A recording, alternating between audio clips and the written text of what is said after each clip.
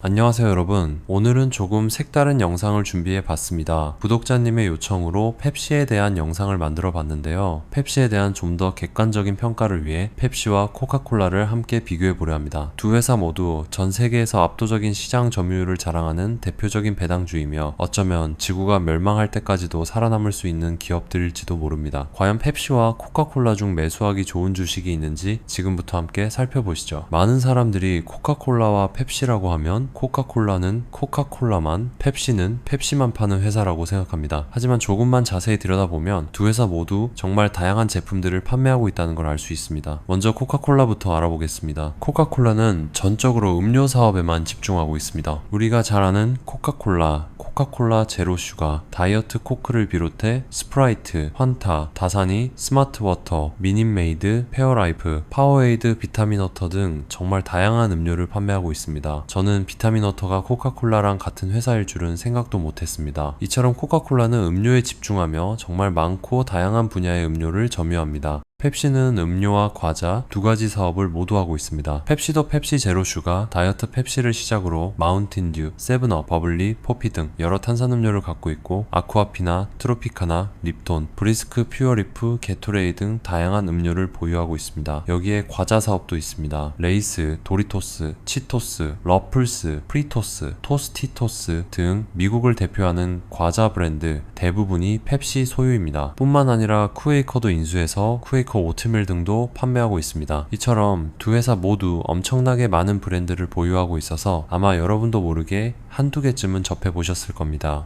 그럼 이제 현재 주가 상황을 보겠습니다. 먼저 코카콜라입니다. 코카콜라는 최근 1년 동안 약 10%가량 주가가 상승했고 현재 기준으로 주가는 최고치 근처에 머물고 있습니다. 반면 펩시는 최근 1년 동안 약 25% 하락했습니다. 최근 5년간의 흐름을 봐도 사실상 주가에 거의 변화가 없었습니다. 이런 수치를 단순히 보면 펩시가 저평가된 게 아닐까라고 생각할 수도 있습니다. 하지만 실제로는 그렇게 단순한 문제가 아닙니다. 펩시는 2021년 1분기 이후 실적 발표 기준으로 총 17개 분기 중 절반에 가까운 8분기에서 회사가 실제로 벌어들인 잉여 현금 흐름보다 더 많은 금액을 배당금으로 지급했습니다. 이런 배당 구조는 단기적으로는 주주에게 매력적으로 보일 수 있지만 장기적으로는 회사의 재무 건전성을 해칠 수 있고 지속 가능하지 않은 구조로 간주됩니다. 코카콜라도 보면 같은 기간 8분기에서 같은 무리한 배당을 보였습니다. 하지만 맥락이 다릅니다. 2024년의 두 분기는 IRS 세금 관련 일시적 분쟁으로 인한 예치금 때문에 잉여 현금 흐름이 일시적으로 줄었고 가장 최근 분기는 페어라이프 인수 비용으로 인한 일시적 지출이었습니다. 즉 코카콜라의 경우는 특수한 상황에 의한 배당이고 전체적으로는 안정적인 배당 정책을 유지하고 있다고 볼 수 있습니다. 반면 펩시는 명확한 이유 없이 계속해서 현금 흐름보다 많은 배당을 지급하고 있다는 점에서 재무적으로 더 불안정한 구조입니다. 더 큰 문제는 펩시가 앞으로도 매년 배당을 늘려가고 있는 상황이라는 점입니다. 회사의 재무 상황이 나아지지 않는 한 이런 배당 확대가 얼마나 오래 유지될 수 있을지는 큰 의문입니다. 또 하나 주목해볼 부분은 유동성 구조입니다. 즉 단기 자산과 단기 부채의 균형입니다. 먼저 코카콜라를 보면 단기 자산은 약 260억 달러, 단기 부채는 약 230억 달러입니다. 전체적으로 안정적인 구조를 보이고 있습니다. 하지만 펩시는 단기 자산은 코카콜라와 비슷한 약 260억 달러지만 단기 부채는 약 310억 달러로 자산보다 더 많습니다. 이게 왜 위험하냐면 단기 부채는 보통 1년 안에 갚아야 할 돈인데 그에 비해 단기 자산이 부족하다는 것은 갑작스러운 위기나 시장 충격이 왔을 때 유동성 부족에 빠질 수 있다는 의미입니다. 물론 이건 새로운 사실이 아닙니다. 코카콜라는 최근 5년 동안 단기 부채가 항상 단기 자산보다 적었고 펩시는 항상 단기 부채가 단기 자산보다 많았습니다. 하지만 이 시기에는 항상 매출이 늘었습니다. 특히 펩시는 지금 배당금조차 잉여 현금 흐름보다 더 많이 지급하고 있는 상황에서 이런 유동성 문제는 단순한 숫자 문제가 아니라 실질적인 재무 리스크로 이어질 수 있습니다. 게다가 펩시의 단기 자산과 현금 보유는 최근 몇 년간 거의 성장을 보이지 않고 있으며 오히려 계속 감소하는 경향을 보이고 있습니다. 이는 회사가 점점 더 여유 자금을 확보하지 못하고 있다는 뜻입니다. 계속 지속된다면 배당금을 유지 못할 가능성이 보입니다. 뿐만 아니라 펩시나 코카콜라 두 주식 모두 매출 하락세를 겪고 있습니다. 이는 현재 배당금을 유지하지 못하는 상황에서 핵심 지표인 매출이 매출이 줄어들고 있다는 점은 분명 좋지 않은 신호입니다. 어떤 사람들은 이렇게 말할 수 있습니다. 지금처럼 매출이 하락했던 시기가 과거에도 있었고 펩시는 이를 극복하고 다시 성장해 왔다는 것이죠. 실제로 2012년 무렵에도 큰 어려움을 겪었지만 결국 회복에 성공했습니다. 이번 하락세 역시 일시적인 조정일 수 있습니다. 하지만 그때와는 상황이 다릅니다. 당시에는 글로벌 확장을 통해 새로운 성장 기회를 찾을 수 있었지만 지금은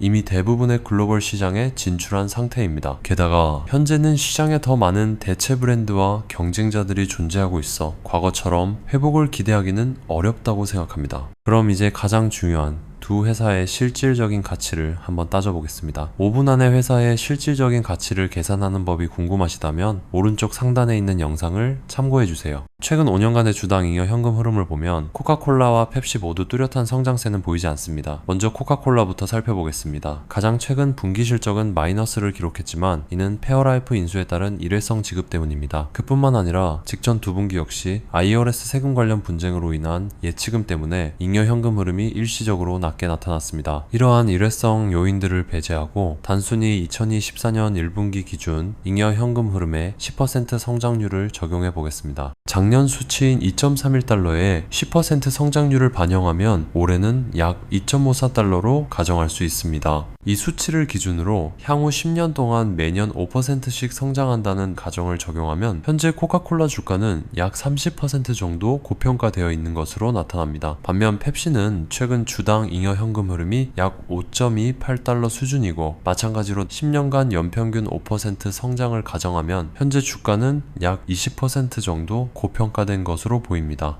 영상 정리하겠습니다. 코카콜라와 펩시 이 두 주식은 몇십 년간 배당을 지급해온 정말 드물게 탄탄한 비즈니스를 가진 기업들입니다. 하지만 그만큼 현재 주가는 고평가되어 있는 상태이며 더 나은 선택지들이 시장에 존재한다고 생각합니다. 음료 분야를 보면 더 빠르게 성장하고 마케팅도 더 잘하는 셀시우스나 레드불 같은 기업들이 있습니다. 그러므로 저는 개인적으로 이 두 주식에 투자를 할 계획이 없습니다. 그럼에도 불구하고 이 두 회사를 믿으신다면 낙관적인 시나리오, 비관적인 시나리오, 그리고 중립적인 시나리오 모두를 고려한 뒤에 투자 판단을 하시기 바랍니다. 오늘은 전설적인 투자자 피터 린치가 말한 주식 투자자가 저지르는 12가지 실수 중 한 가지를 소개해보며 마무리하겠습니다. 최근에 이렇게 많이 떨어졌는데 이제 더 떨어질 때가 있겠어? 피터 린치는 이 말을 인용하며 과거 폴라로이드 사례를 자주 언급합니다. 한때 140달러가량의 폴라로이드 주가는 100달러, 90달러, 80달러 이렇게 계속 하락했고 결국 1년 만에 20달러가량까지 떨어졌습니다. 지금 펩시의 주가가 많이 떨어지고 있지만 거품이 빠지고 있는 과정일 수도 있으며 더 떨어질 가능성 역시 충분하다고 저는 보고 있습니다. 물론 너무 많이 하락한다면 그때는 좋은 매수 기회가 될 수도 있겠죠. 오늘 영상 끝까지 시청해 주셔서 감사합니다. 구독과 좋아요는 콘텐츠 제작에 큰 힘이 됩니다. 궁금하신 점은 댓글로 남겨주세요. 그럼 다음 시간에 또 뵙겠습니다. 감사합니다.